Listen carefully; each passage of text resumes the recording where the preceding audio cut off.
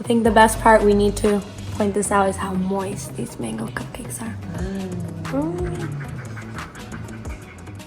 My daughter is so funny. Okay, let's get to this delicious recipe. You're gonna preheat your oven at 350. Then you're gonna grab a bowl and sift these dry ingredients. Now whip the mango puree, coconut oil, sugar, and vanilla to form a light, airy batter. Fold the dry ingredients into the wet batter.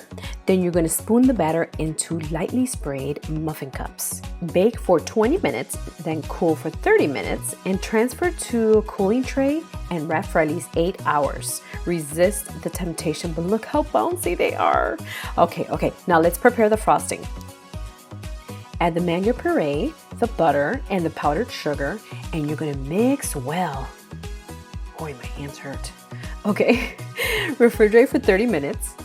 Then you're gonna spread the mango icing all over the cupcakes. Oh my God, look how beautiful it looks. I like to add coconut whipped topping, and I also like to add fresh mango slices.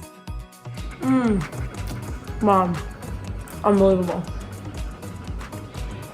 You nailed it!